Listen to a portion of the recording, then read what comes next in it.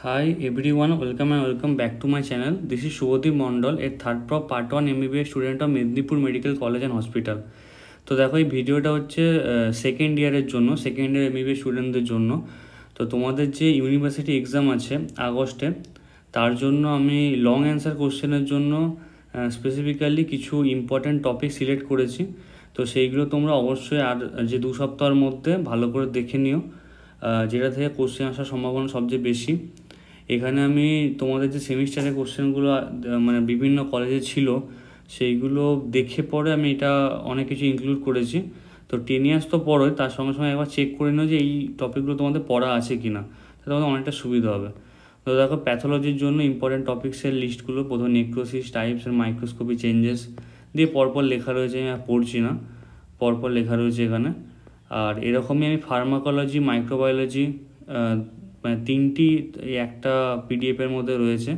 এই পিডিএফটা আমি আমার টেলিগ্রাম গ্রুপে দিয়ে দেবো, আজকেই দিয়ে দেবো টেলিগ্রাম গ্রুপেতে। তোমরা অবশ্যই টেলিগ্রাম গ্রুপেতে জয়েন হয়ে যাও, ডিসক্রিপশন বক্সে লিঙ্ক দেওয়া থাকবে, আমি পিন কমেন্টেও নাই লিঙ্কটা দিয়ে দেবো টেলিগ্রাম গ্রুপের।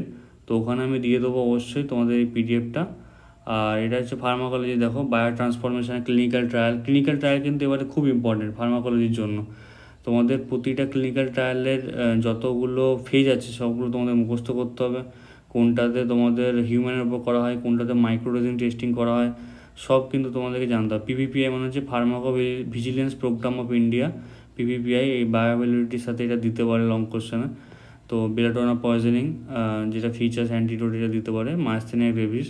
তো দেখো পরপর লেখা রয়েছে, তোমরা একবার চেক করে নেবে, মানে পড়ার সময় না পুরো পরপর দেওয়া রয়েছে, তোমরা ভালো করে চেক করে নেবে যে হ্যাঁ এটা আমার কমপ্লিট হয়ে গেছে, এটা আমার কমপ্লিট হয়ে গেছে, এরকম করে করে টিক চিহ্ন মেরে মেরে করো। আমি পিডিএফটা দিয়ে দেবো তোমাদেরকে গ্রুপেতে।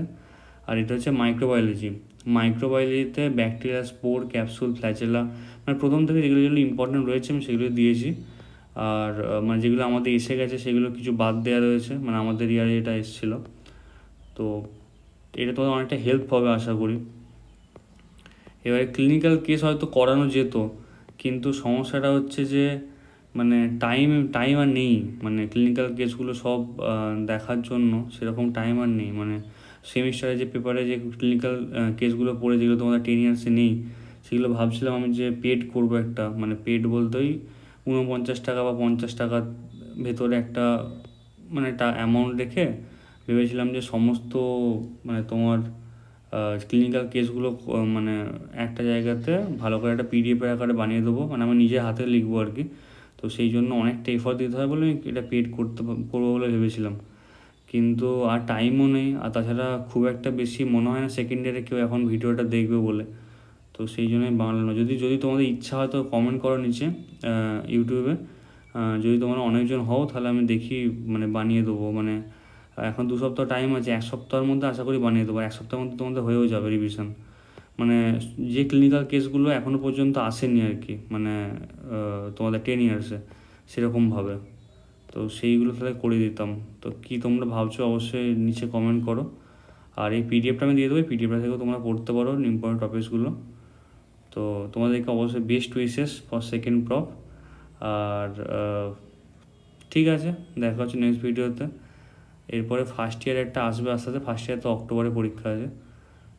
ফার্স্ট ইয়ার একটা আসবে, ফার্স্ট ইয়ারটা ভাবছি আমি একটা পেড করার জন্য ভাবছি, পেড মানে তোমাদের একটা গ্রুপ খুলবো বলে ভাবছি। এবার দেখি কতদূর কী সম্ভব হয় না হয় টাইমে। যদি টাইম হয় তো অবশ্যই এটা করবো অল্প টাকার মধ্যে, 100 টাকার মধ্যে। তো ঠিক আছে, দেখা হচ্ছে নেক্সট ভিডিওতে। Thank you very much.